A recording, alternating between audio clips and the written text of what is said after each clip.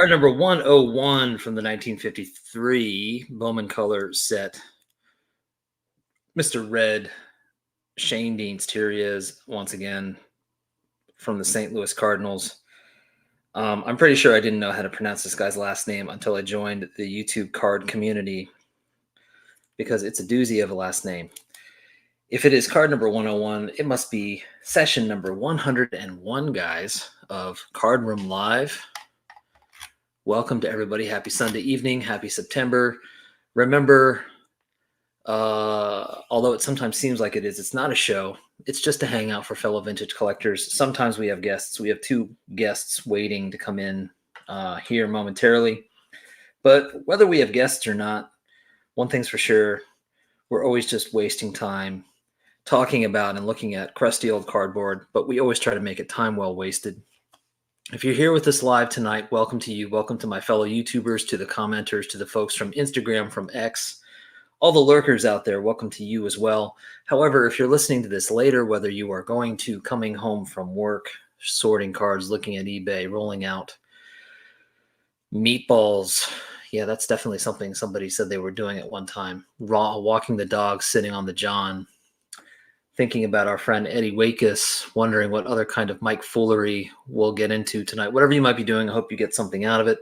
If you want to get in touch or have ideas for future sessions, or you want to tell me the other things that you're doing when you're listening to this later, you can let me know by reaching out at Bowman53channel@gmail.com. You can also find me on Instagram, Bowman53_Alex, on X, 1953 Bowman Color, and of course, all that information can be found in the description below. This session of Card Room Live is brought to you by Red Heart Dog Food. Stan the Man, our friend Stan Musial, says that you should feed your dog Red Heart. Red Heart, the big league of dog food, available in beef, liver, and fish flavors. And hey, maybe you can get a baseball card out of it. So Red Heart Dog Food. So good evening to everybody. Let's do a quick roll call. We got a bunch of wrench holders in here. Mike, the sports history collector, is here. Don from Don's Field of Dreams Cards is here. The Card Story is here. Think Blue 77 is here. Larry is here. Hammer 44, who made a special appearance, special live in-person appearance in session number 100. Hello to you. Another wrench holder. The Artist Guy is here. Orlando, A Collector's Dream. Peter B. Stephen with a PH. Pastor Craig. Low grade, no grade vintage. Dan's Vintage Baseball PC. No more nice things about me, please, guys. You can tear me apart. I'm ready for it. I've had my fill of nice comments. Peacemaker Cards is here. Mitchell, White Sox fan card collector. Mr. Baseball Time Traveler's here. Vintage Goats. And Hodges 1455. Dom from Stevens Sports Cards. Boston Kid. Chris from Missouri. Stephen Van Houten, first time messaging lurker. All right. Hey, let's all say hello to Stephen. Welcome, Stephen. Mr. Max Jackson. Kurt in Brooklyn. Hitman 23. The Mook is here. Yes, that's right. Bowman 53 101. That's right. That's funny because tomorrow's the first day of school. Mr. Sammy Thunder is here. Living on the Hudson is here. Welcome to you. Prestige Collectibles, fantastic channel and seller of Japanese baseball cards. All right, we got a bunch of fantastic folks in here. Now, let's get into this session, shall we? This session was born from a conversation that happened at the National, actually. But before we get into that, I'll kind of intro this by talking about some cards. So I shared this with everybody in the last session, and I'll briefly mention it again. A lot of you guys know that when I was a young guy, like I was probably like 11, 12 years old, the story goes my dad went to a flea market and picked up a bunch of vintage baseball cards for me and handed them to me. And among those cards were some 1953 Bowman Color. And years later, I thought of those cards. I still have them and decided to build the set. And, the rest is on my YouTube channel. Well, I don't really talk about these as much, but among the cards that my dad pulled and gave to me that fateful day as a teenager, I don't even know if I was a teenager, I was like 11 years old, were a whole bunch of 1953 Topps cards. These are the actual cards that my dad randomly gave to me that day when he handed me all these cards from a flea market. We have Bobby Kennedy of the Cleveland Indians. Who's this? McDermott from the Red Sox. Frank Smith from the Reds. And Gus Niarchos from the Red Sox. So I could have easily just built a 53 Topps set, but I didn't. I built a 53 Bowman Color set. However, the two guests that are waiting to come in, I'm going to finally bring these guys in. These guys have both built the 53 Topps set. So I'm going to bring these guys in, and let's have a conversation about the other set from 1953 Topps. First up is Drew. Clean Cheap Shots. Drew, how are you? Hey, how you doing, Alex? I'm doing great. Thanks for being here. Yeah, thanks for having me. I was told there'd be M&Ms in the green room waiting for me tonight. Let me check with Mike from the Sports History Collector. We'll get right on that for you. All right. And we've also got Mr. Joe from Four Soft Corners. Joe, how are you? Good, Alex. How are you doing? I'm doing great. Thanks for being here. Thank you for having me. All right, guys. So this has been something I've really been looking forward to. And really, for me, this all kind of started at the National because the three of us were all roommates in the famed frat house. And it was actually the first time I got to hang out with you guys in person and get to know you both a little bit. And I knew that both of you had been working on this set. But Joe, you actually brought your 53 Topps set along with you. Can I ask you, because, I mean, we talked about it, but like, what prompted you to bring it along with you? It was kind of like a crazy thing. I wasn't sure if I should do or not. It was mostly just out of, I just wanted to share it with people. And then I had a little bit of thinking, I didn't know if I wanted to do it for sure. I know we didn't have a safe in the house. So at first that was my thought, just leaving it there when we left. Yeah, we definitely did not have a safe in that house. Yeah. By the end of the week, my worry was that the house would collapse upon itself and destroy it that way. So, but no, I honestly just wanted to bring it along I have a couple friends that care about cards that I know personally, like outside of YouTube, but besides that, I don't ever get to do it. So I just literally wanted to share it with people. Right. And I'm so glad you did, because like one of my sincerely one of my favorite parts of the National was sitting with you two and looking through the set, because I mean, obviously Joe, you brought it, but Drew, you've built that set too, and just listening to the two of you talk about the cards, and whether it was about how hard a card was to find or just the story behind a certain player and all that sort of thing. It was really great because we all know that set, but when you actually build the set, I believe, and I'm sure you guys do too, like once you're on the other side of it, you know that set so well because you've seen every single card, and it's different when you've gotten every single card. So I thought this would be a lot of fun to get you guys together. So I sent you guys some questions. We can get into those questions, but we can also kind of jump around. How about this? Let's start with something kind of easy. And Drew, we'll go to you first. What, if you think back to when you first decided to build this set, what was it that prompted you to say, you know what, I want to go after this set? Well, once eBay came into my life, I started buying up some 70s Oakland A's cards, just kind of reminiscing about the days when I was a kid. Right. And then I got to looking at some 1950s cards, and I absolutely enjoyed the designs. And I kind of felt 1953 spoke to me. So I started looking at 53s, and I thought I've got to have one. I got to have at least one. So I went out and purchased that Phil Rizzuto from Phil Rizzuto card from 1953 set. So that's kind of what got me started. Awesome. Okay, Joe, how about you?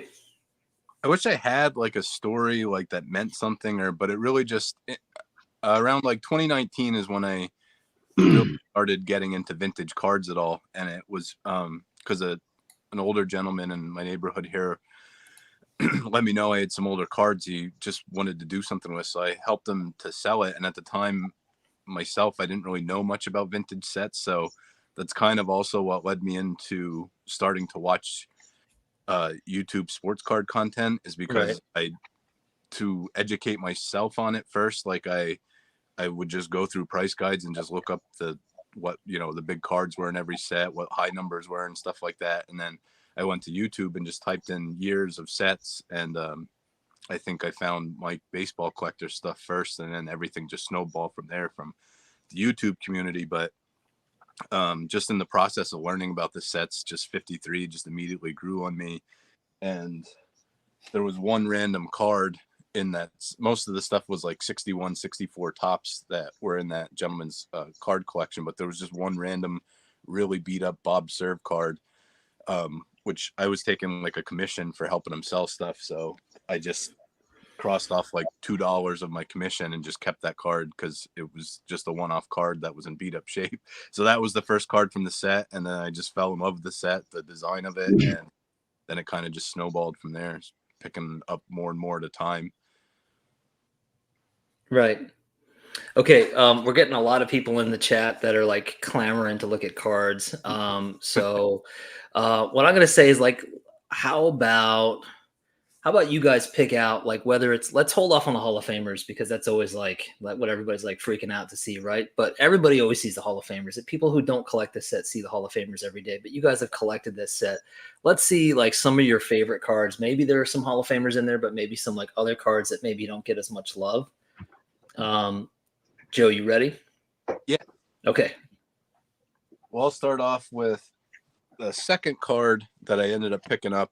That Bob Serve was just like a one-off, and then this was, I wanted one that was in a little bit better condition, so I was buying stuff off Twitter stack sales for a while. So I ended up just some of the designs. Just, I mean, obviously this is, I mean, he wore these glasses, but I think it's just cool. But I mean, the team logos are pretty prominent, so that's what I love too. So this is the second card I picked up, and then from that same seller, as he was sending stuff out, he just I asked, do you have any Phillies cards that you had extras of? So that's how I kind of really started building, or decided to build that. I was up to like 6 cards at that point, but so there's that one that's a non-Hall of Famer. Yep.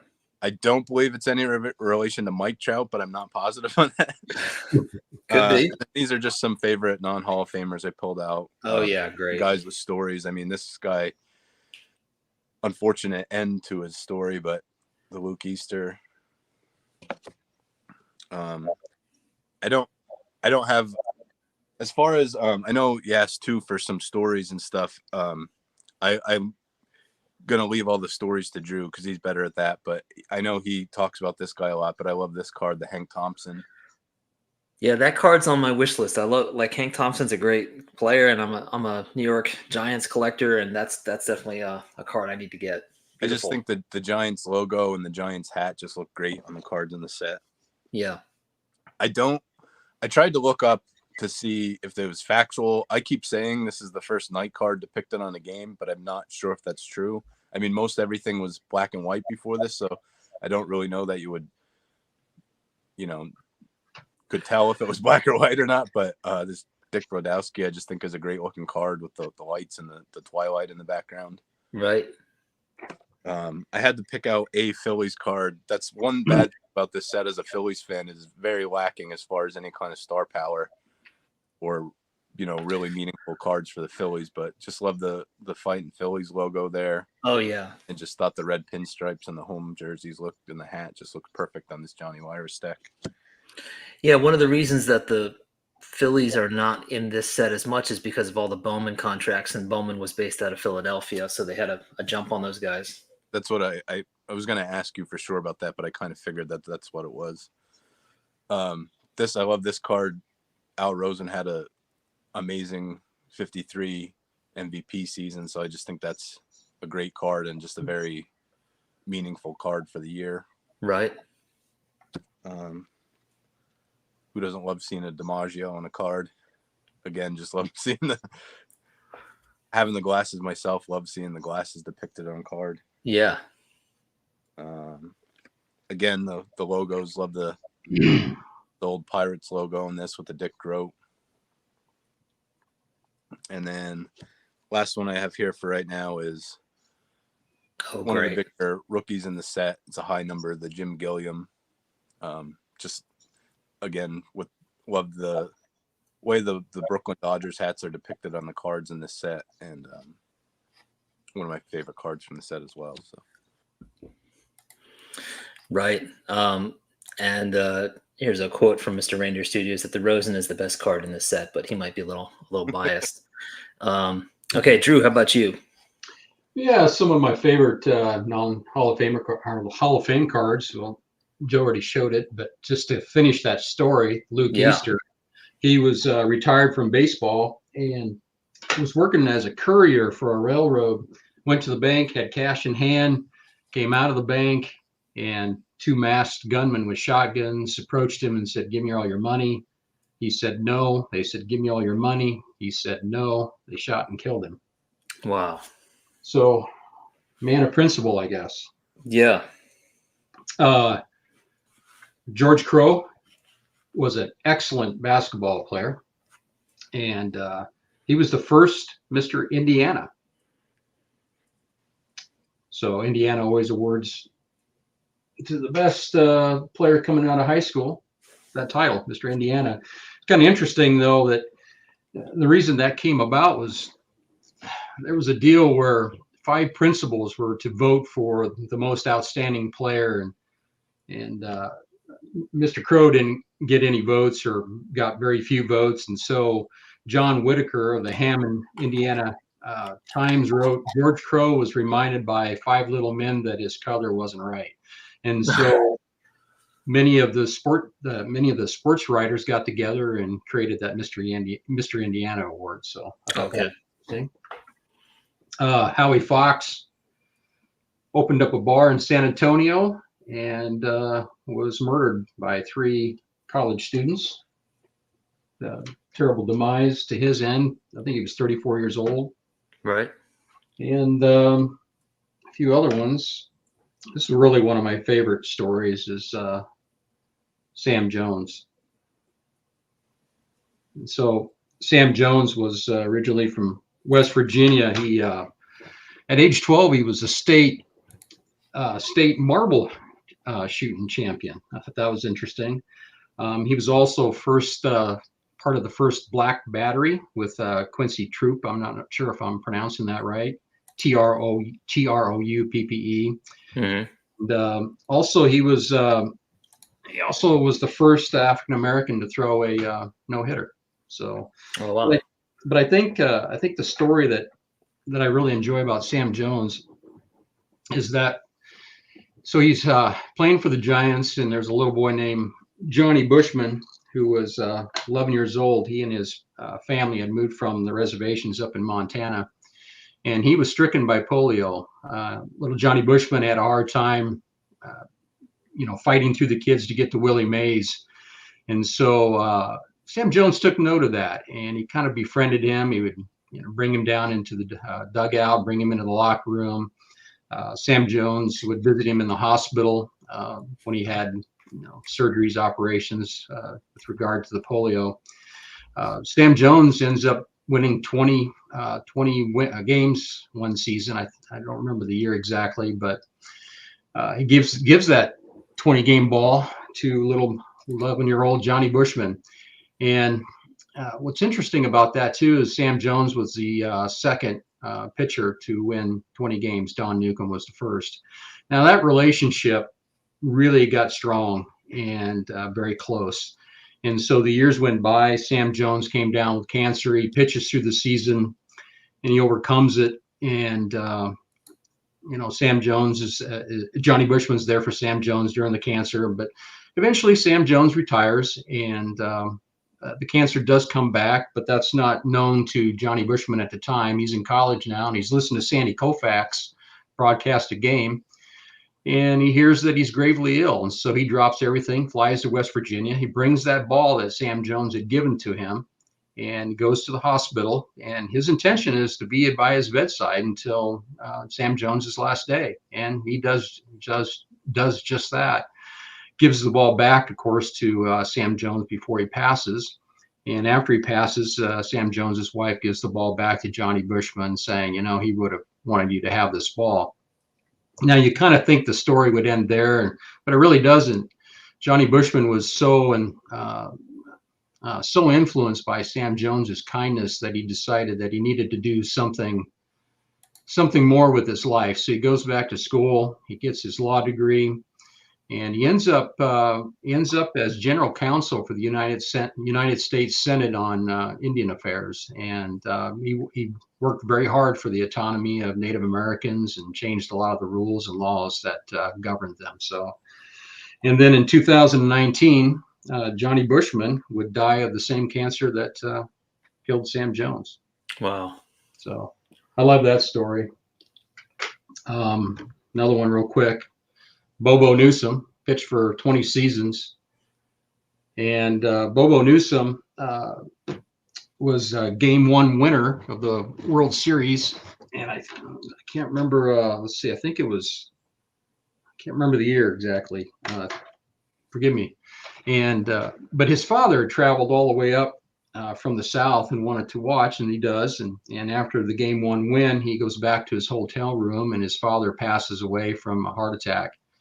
And so a couple days pass, they bury his father. Bobo Newsom makes the train ride back to the World Series, and they interview him before the next game, which was game 5, and he asked him about it, and he said, "I'm going to go out and win this one for my father." And he did, through a shutout, 3-hit shutout, I believe. And then came back with 1 day's rest and pitched in game 7, but unfortunately lost that game. So that was Bobo Newsom. And such a great name too. Yeah, I know. And then you got, as Joe mentioned, yes, Hank Thompson. And that's an interesting story as well. Hank Thompson fought in the Battle of the Bulge. So if you know anything about World War II, that was a bloody fight. He was the third person to break the color barrier. He also broke the color barrier with the Giants and the St. Louis Browns. He was the first African American to play in the American League and the National League. So he broke both leagues. And let's see. I also should probably mention that he battled with alcoholism for many years, and I don't know if that was the result of his experiences in war or not. But there was another traumatic event in his life. He was in Dallas visiting his sister, and he was in a saloon, bar, what have you, and there was a gentleman in there that he knew from his childhood that was probably showing too much affection to his sister, and decided that that was enough. And the gentleman pulled out a knife, and Hank Thompson pulled out a gun and shot him 3 times. He was acquitted. It was found self-defense, but that was an event in his life that really changed him. So that was Hank Thompson. There's an intense Bard theme underneath all of these cards. Yeah. So, one last one. George Shuba, if I may. Yes, Shotgun Shuba. There you go. So, if you've heard of the handshake or not, I'll explain it to you. But he was playing minor league ball with Jackie Robinson at the Montreal Royals. And Jackie Robinson hit a 3-run home run, and nobody was waiting at the plate to give him congratulations except for George Shuba. All the other teammates had disbanded, and George Shuba did what came natural to him, and that was to give him a handshake and say, "Great job." Right. And that meant a lot to Jackie Robinson. And that event called the Handshake is they created a statue in Youngstown, Ohio. Right. So, I thought that was a pretty cool story. So Right. Fantastic. I mean, this is reminding me of what happened that night during the National, which was I was flipping through Joe's collection and hearing from Joe's perspective, but also from Drew's perspective, and Drew's throwing out stories and like, did you know this about this player? And it was kind of great because there's something about building a set where like, yes, you appreciate the card, but it kind of goes beyond that. I'm curious if you guys can think back when you were building the set. Did you find yourself looking up these players before you got the card or after you got the card, or was there anything beyond just finishing the set that like became a part of the process for you? well, for me, I didn't look up the players' bios or anything before I bought the card. After I got the card, then I dug into it, and I'm realizing, I guess my perspective changed. It wasn't about buying the card anymore. I wanted to buy the story. Right. And yeah, the cards are beautiful. They look great, but I don't know. I think for me, it's the stories. It's about the men on the cardboards. So Right. Joe, can you recall like what the process was like for you? No, I really don't. I mean, I'm kind of the same way that it initially was just about the cards.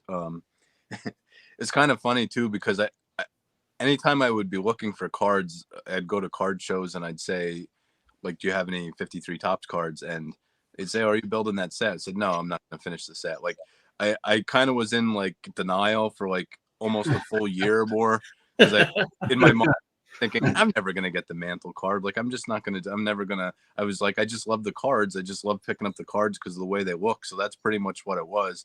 And I keep out, and people would go, well, why are you buying them? I'm like, I just love the way they look. But it came afterwards, and hearing like seeing Drew do his. I mean, I had no clue the amount of. I mean, like you said, it's kind of sad the amount that ended in gunshots and started with bar stories, but it's kind of crazy all the stories behind them. And I don't ever. I, I wanted to start doing a series. I just never started doing it like this, but I'm so glad Drew did, and it's really fun to watch. And I just want to point this out too, like you said, bringing back like I don't think Drew or anybody mentioned. I think it's just a nice mix because we're all bound by 53 by building Yeah. and then it's just I have 5 graded cards in my whole set. You did your 53 Bowman sets all graded, and so is I don't think we mentioned yet Drew's whole 53 Top set is graded. So Right. it's just really cool, just the different ways to do it, I think. Yeah, Joe, do you happen to have your binder handy? It might be wieldy, but would you mind like flipping through a few pages? Because to me, like as a graded collector, there's something really special about actually seeing all the cards laid out like that. And yeah, Go and ahead. I want to point out too, like what I did.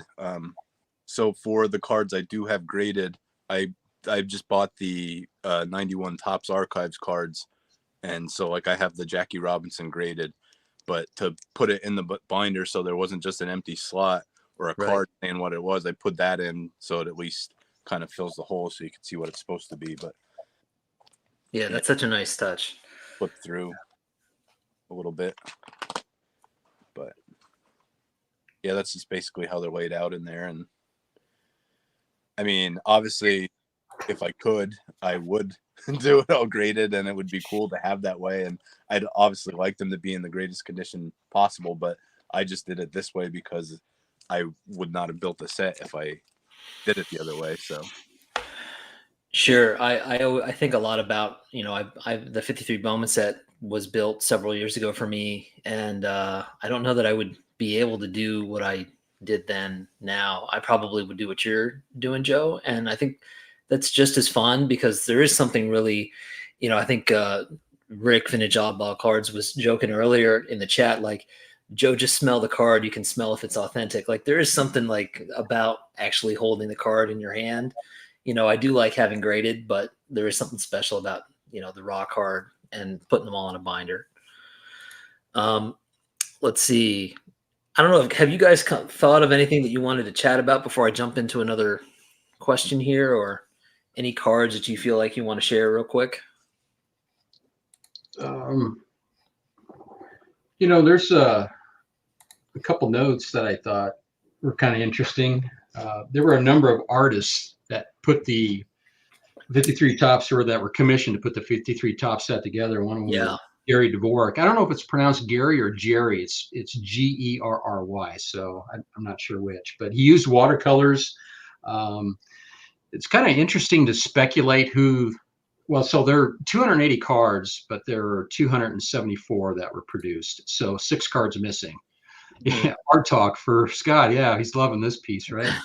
and so it's kind of interesting or fun to try to speculate which cards the 6 would have been.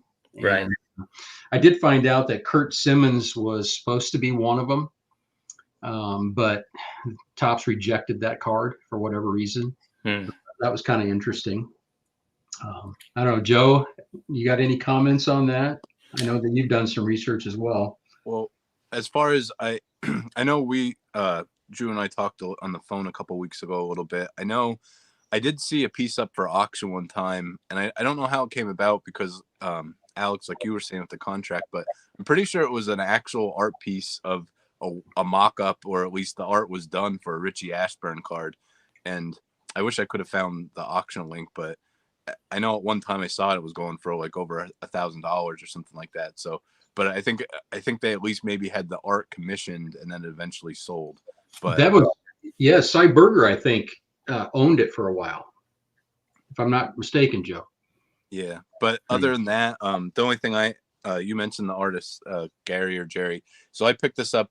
This was at my 1LCS. It's not the actual card. It's just like a photocopy of the card, but it's on this paper that is autographed by that artist. I saw that there. It was like $20. I'm like, I have to have this. It was so random that it was there. But just to have an autograph from the one of the artists from the set, I just thought was a really cool piece to add to it. Right. No, that's awesome. They were paid $25 per portrait. I don't know what Scott charges, but I don't know if he's in that $25 range or not. Right. All right. So just to keep Rick Vintage Oddball Cards happy, do you guys have your Mays cards handy? We've got some serious demand to see the Willie Mays card. Yeah. Yeah. So I got, and so last year at the National in Chicago, this was the last card that I needed. And there you go. There it is. Great. And it's perfectly off-centered, as I like to tell people. There you go. Yeah. Fantastic. Yeah.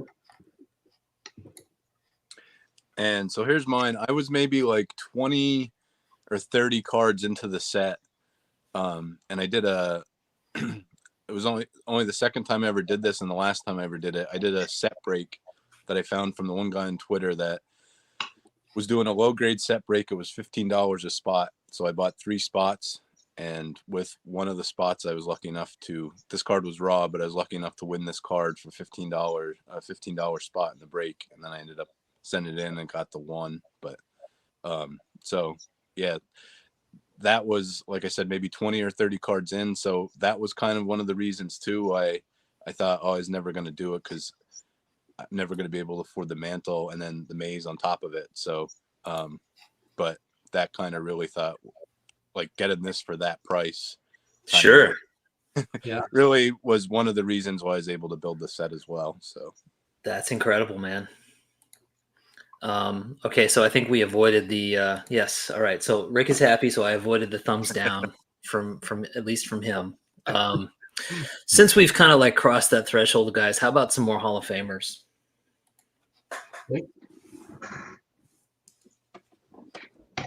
Well, you got to start with card number 1, don't you? Yeah. Oh, wow. Look at that. Yeah. That's a fantastic too. Yeah. Yep. So Jackie Robinson, card number 1. Another one of my favorites is this always happy Roy Campanella. Yes. Love that one. Bob Feller. Yeah, that's one of my favorites. Yeah, it's a great image of him. And I know there's probably some Yankee fans out there, so I guess I'll get this over with. Yeah. Wow, that's gorgeous. I think that's just probably my favorite image of Mantle. Yeah. How about another Yankee, I guess, while we're at it? Yogi Berra. Right. And I did throw this one in just because it was the very first card that started my collection. Right. Yeah. And I should show the back, I guess, because the backs are kind of neat. I love the cartoons and the data in the back. Right. Here's a comment from Mookie. The facsimile auto is nice too. Yes, yes. I hate to agree with Mookie, but yes. Pee Wee Reese. Love that smile. And one last one. How about Ralph Kiner? Great. Fantastic. Nice. Joe, go for it. So I have some similar ones, but it's worth showing. Yeah, it's so always nice to see copies. Yeah. Yeah. Mine. But one of the things like with the condition that I don't like, just the colors, like unless I really zoom in here, like you probably can't tell that it's missing paper on the corners. Oh yeah. It was in the scrapbook, but like at this distance, you can't really tell that. And that's one of the reasons why I kind of, even at the National, while we were looking through, here's my Campanella, while we were looking through, you guys were looking through the set, and I was thinking to myself, well, I have it here. I could easily take this with me or just figure out which cards I'd like to upgrade. Here's one that wasn't shown yet, the Eddie Matthews. That's another one of my absolute favorites from that set. And I mean, it's such a, his 53 Bowman's great too, but, you know, probably one of the biggest drop-offs ever from somebody's rookie card to their second-year card. So it's a very affordable card for his second year. And it's one of the few where Eddie Matthews is smiling that I can recall. Yeah, I agree. Here's the Enos Slaughter. I just picked this one out because sadly there isn't a Stan Musial card in the set, so just figured I at least can show a Cardinals Hall of Famer. Right. Is Scott sure that Al Rosen's his favorite, or is it the Bob Feller? They tied. I'm not sure. I think he said Al Rosen, but it might be now Bob Feller since you're showing it. I think I've heard him say Bob Feller before though too. So, and then I don't remember. I don't think Drew showed this one, and this is a special card to me. Warren Spahn and Matt from the Card Story actually gifted me this card. So this was besides the mantle, which I'll show next, is the last Hall of Famer I needed. And I think I was down to 6 cards in the set, and this was, like I said, the last Hall of Famer besides the mantle. And he just messaged me and said, "You still need that?" I said, "Yeah." He said, "I found one for you." So that was just amazing. And then here's part of the reason why I say I like the cards being in all different condition and being kind of roughed up condition, and why I decided not to upgrade any is because I kind of like the way, I mean, obviously not in graded form, but this is the way it would be put together by a kid in the 50s. And this card, I mean, you can see how beat up the corners are, and you might be able to see on camera, but it would folded, like there's at least 8 different folds in it. So this was probably put in a kid's pocket and took with him everywhere he went, just so he could always have it with him. Right. That's at least what I like to think about it. But I think it's true. Like the more beat up the card is, the more the kid enjoyed messing with it and having it with him. Or it would be always on top of his stack, and it got every rubber band fold every time from it. Yeah, right. So that's ultimately why I decided not to upgrade any, because I kind of wanted to put it together and just the way I did by just picking them up a lot of times as a matter of opportunity, and picking them up at discounts because they were damaged in some way or didn't have the right eye appeal to some people. And I kind of just like having it that way because it kind of reminds me of the way it would have been put together by a kid in the 50s. So I have to show this because that's Scott doing his best to stir the pot. Um, I don't even know that he actually really even believes that, but um, just real quick, guys. Do you recall like roughly how long a period did it take you, Drew you first to build the set? 18 years. 18 years. Wow. But now it's a graded set, so Right. And my goal, Alex, was to have a PSA 5 or better. And I fell a little short, but I hope to improve on a few of them. But I didn't at the time realize what I was getting myself into either. Right. And you mentioned that you collected a lot of stuff already graded, but some of the stuff you found raw and then got graded after. Yeah, I mean, a lot of these non-Hall of Famers, it's difficult to find them graded. And so I had to find them raw and find them in what I thought was a PSA 5 or better condition and then send them. So. Right. Joe, how about you? From the time like I could say that I actually was building it, probably about 2.5 years, which I know there's quite a disparity, but that's what I think is cool about the different ways to do it, because obviously doing it all graded is much harder. And I mean, like you were saying earlier, once you start building a set, you kind of know the ins and outs of it. Like I kind of knew it by, I would just look up as much as I could. And I mean, I sourced cards from everywhere. I bought a lot on eBay, bought a lot at card shows. The first national I went to was in Atlantic City, so I ended up getting a lot there. I had one LCS that was really good that I ended up picking maybe 35 or 40 cards up from. So just knowing where to get them, or I exhausted like a couple different options. Like I'd go and check out my cards and like any ones that were like priced at, I mean, as far as knowing the set in and out, like I knew kind of the price points of where I could find stuff at. And like I'd go and check out my cards, and any common that was like $2, I would just put it in the cart and buy it, and do the same. I did it from Sport Lots. And so a lot of them I just ended up doing that way. But I mean, that's just, like I said, the difference in doing it the different ways. I kind of, it seems probably pretty quick to build a 53 top set to a lot of people, but I was getting a lot of just being able to pick them up in these lower conditions. I was on average, probably a lot of just the commons I was maybe getting for $3 or less. And then even like the Hall of Famers, like, I mean, I don't mind saying prices, like the Campanella, I think I got off ComC for like $25 or $30. Like I know I bought the Matthews at a card show for like 40 or 45. So just buying them in raw condition like that in low grade, it was, not terribly expensive to buy that way. The mantle, completely different story. But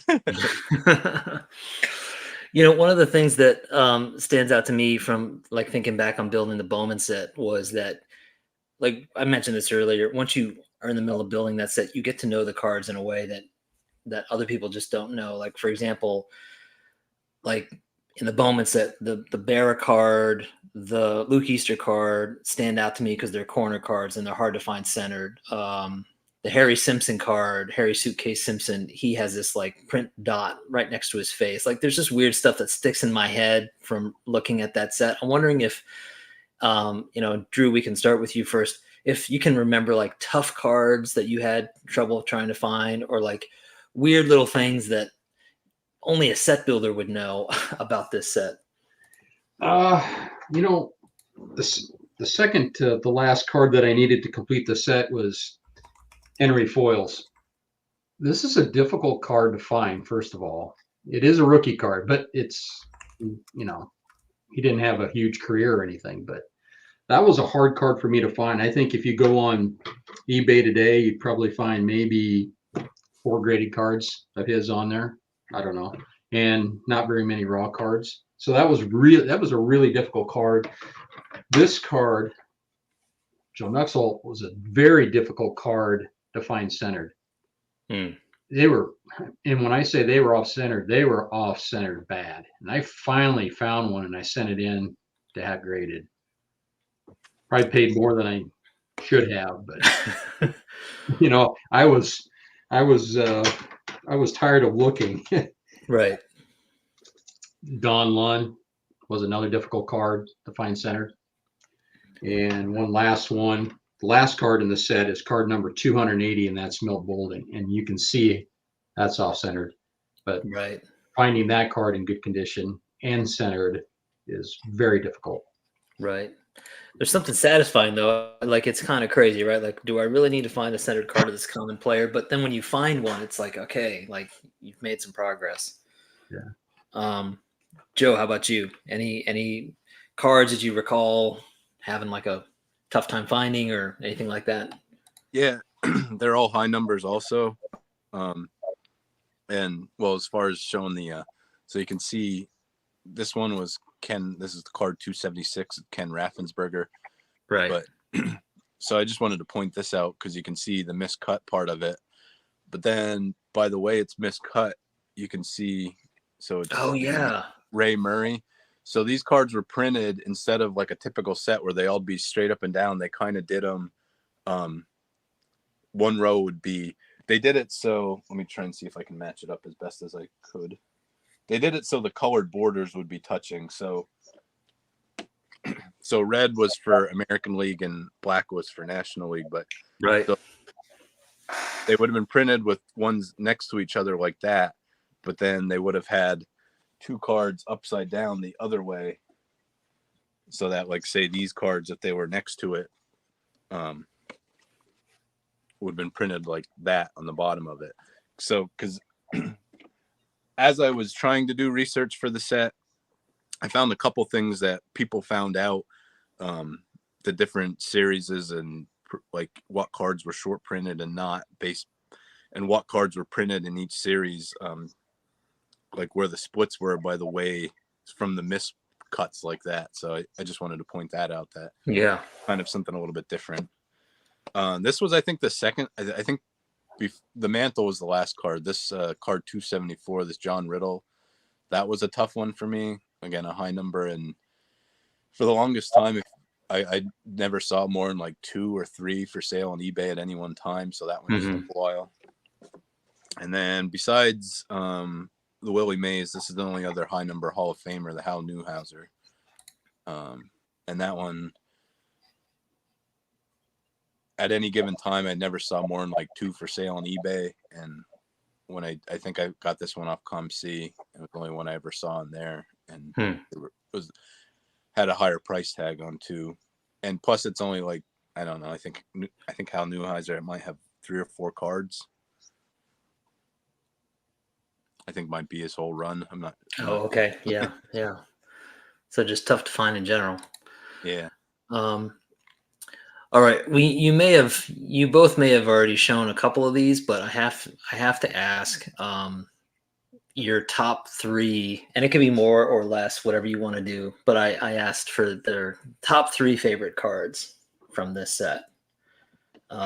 Joe, let's go to you first. All right. Yeah, I didn't show any of these yet. I held them off because I kept my Nice. 3. So I know John 3D80s kid is going to hate this because he just did a video. But I don't see what he's saying about, like, I mean, I don't know. I just think it's a great looking card. Again, the Giants logo and their hats, and just, I don't know. He mentioned like about what's he looking at. I don't know. To me, it just gives I read into things to it. Like I just read into it. Like he was one of the guys that was, maybe initially going to break the color barrier. It took so long until that happened, until he got his chance. And to me, it just, I don't know, the look on his face just kind of looks like he made it. I don't know. That's what I take it Okay. as. All right. I got what you're saying. Yeah. So that's one of my 3 favorite. This is a rookie card from the set. Just love Johnny Padres' story. The fact that he was pretty much the main reason of ending the Dodgers run of losing to the Yankees in the 55 series. Right. I just love that. I love just the look of the jersey and his wind up there. So that is one of my favorites. And of course, you got to mention Johnny Padres, pitching coach for the Phillies. Pitching coach for the Phillies. Yep. And then, if you haven't, I haven't shown yet, this is my favorite card in set. That's right. We haven't looked at Satchel yet. Great. Those would be my top three. Nice choices. Okay, Drew, you're up. Yeah.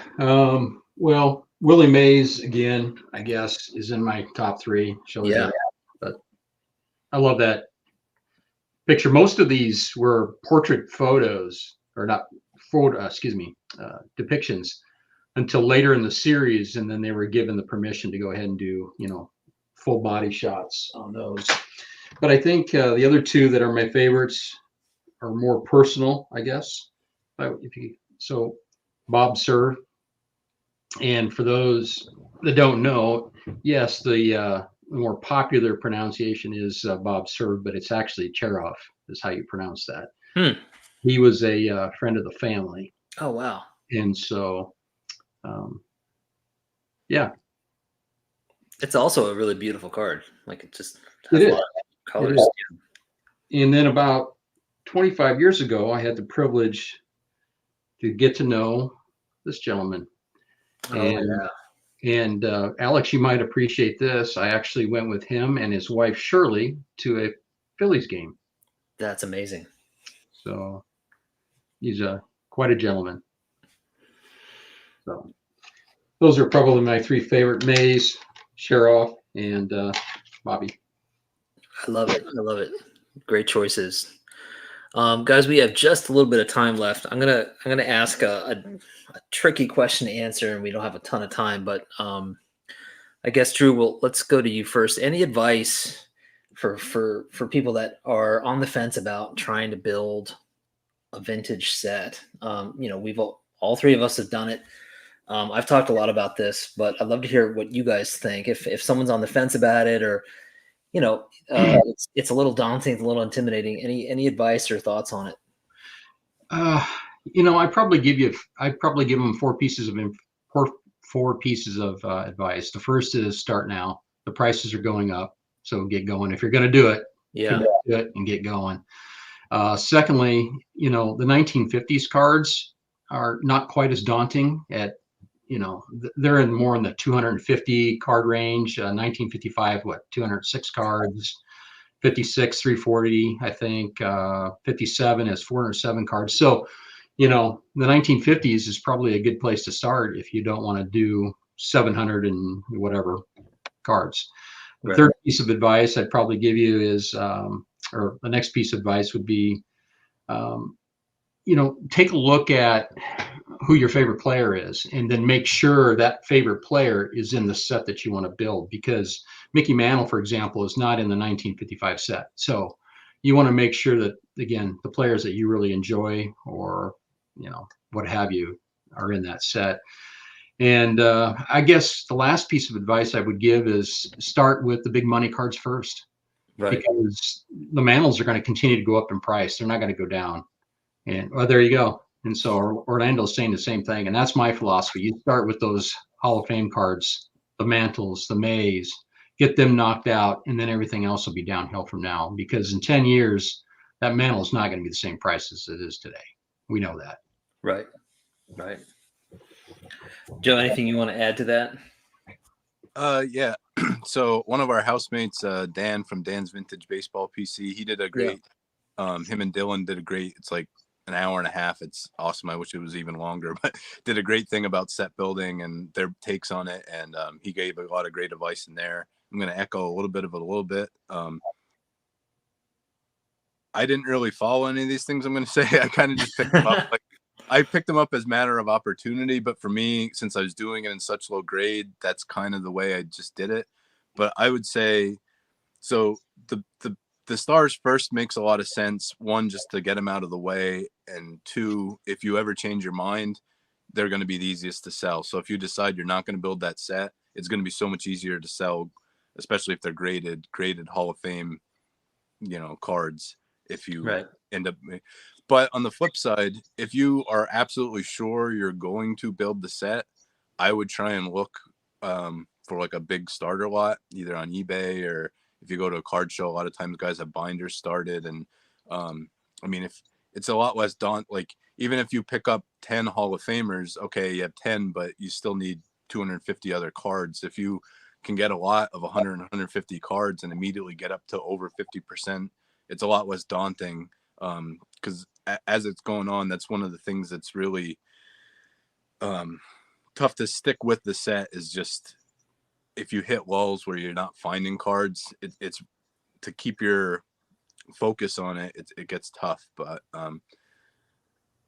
I think it would be, if I've built 2 sets. I built 60 in this set, and I did both not in any of those ways, and I would advise on not doing it that way. But if I were to ever do one from this far back, I would probably try and get a big starter set first, and then take advantage of opportunities. Like if you have any big shows, or if you go to the National or any of these bigger card shows where there's lots of vintage dealers, you're just not going to find at, any local show or any local card shop, you're not going to find as many where you can walk up to a table and there's a binder from every single year. And in some of the slots, there might be 5 or 6 different cards at different price points because of different condition. You're just not going to find as many options as that. So especially if you ever go to the National, do your work ahead of time, print out your checklists for all the sets you need or you're going after, and take it with you, and you'll be able to knock a lot off in having an opportunity like that. Right. Practical stuff. The only thing I would add to what you both have said is, for me, the thing that continues to stick in my mind is that to me, there's nothing at all like building a set in the hobby. That nothing else comes close to what it's like to build a set and what it's like to complete a set. To me, it was so satisfying, so rewarding. And I remember, like, even at this last National, I remember walking around. I was looking for other stuff, but every now and then I would see a stack of 53 Bowmans of, like, hey, they were my old pals. And I would just, for fun, I would just look through them again, just like remembering looking for those cards. I kind of miss doing it, actually. And so I would say, for anybody that's never done that, there's nothing else like it. And if you're considering doing it, I would say the thing that I would recommend is to create a little ritual out of it for yourself. When I would get like 3 or 4 cards in the mail, I would take some time to look those players up and learn their stories and just appreciate those cards. And little by little, my 50s knowledge went through the roof after having finished that set. And I think for Drew and Joe, you've probably had a similar experience, just like seeing those names and figuring out what teams they were on and what their stories were like. It goes way beyond the individual cards. Like when you see all those cards together too, it's like so satisfying. Any last cards you guys want to throw up real quick before we wrap up? Just real interesting. I've got 3 cards here really quick. Sure. Just because they're the only 3 cards in the set that have tops in the background. You see that? Oh, yes. Yep. There. There's one. Sid Hudson is the next. See tops in the background? Yep. And this stinker here, I can't get a 5 in, but it has tops in the background as well. Great. And these are the only 2 cards that I could find that actually have another player in the background. Oh, nice. Well, I like that, Carl Scheid. That's great. So unless Joe knows something different, but you see the little figures in the back, that's it. Yeah. Cool. So I had the tops cards pulled, so I won't show any of those, but I actually learned this from Shane at Shoebox Legends, who also, this is his favorite set. So the artist threw in so this is Harry Dorish, so you can see the signs in the back over here. It has part of his name written on this. I can't orientate myself there. Yes. It has like Ari, and then you can see the back end of Dorish there too. This Bill Pierce only has an LL on the top, but then like RCE you can see is part of his name in the background. Oh, okay, yeah. There's a couple other cards that do it. I can't remember off the top of my head, but there's that. And I'd be remiss if I wouldn't show this. So this is the Elroy Face rookie. Yeah. But we didn't really focus in on any of the cartoons on the back. So this is a shout out to Ed Westergriff, because on the back it is whose nickname is Puddinhead. That's right. The depiction of Willie Jones as just his face on a big bowl of pudding. Oh my gosh, Willie Puddinhead Jones. That's a Fantastic way to end it. Great. Such a great chat, guys. Wow, that hour flew by. Thanks everybody. Thanks everybody for coming tonight. If you enjoyed this live stream about nothing, give it a thumbs up and make yourself heard. It does matter. It does mean something. Appreciate everybody being here. And Drew and Joe, thank you both for your time and for sharing your cards and your stories. Really appreciate it. Thank you for having me. Yep. All Thanks. right. All right, guys. Have a great rest of your weekend, and I'll see you all next Sunday. Take care. Have a good night.